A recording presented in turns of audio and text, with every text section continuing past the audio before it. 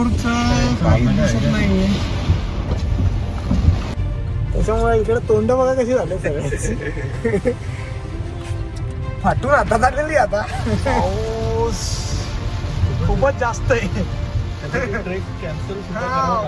लागू शकतो. तर गाडीमधून बाहेर निघायची हिंमत पण नाहीये, एवढं धुकं आहे बाहेर. कोरीघाट पर्यंत पोहोचणं आपलं टार्गेट आहे. तिथं धुकं असल्यावर आपल्याला रस्ता पण दिसेल की नाही याची गॅरंटी आहे. हे बघा, हे सगळे थांबले तिथे, त्याच्यामुळं आपला प्लॅन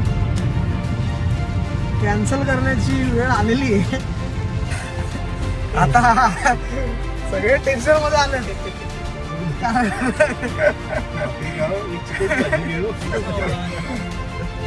डेंजर काम झालंय. रस्ता ओळखणं थोडंसं अवघड आहे, कारण प्रत्येक जागी दोन तीन वाटा आहेत.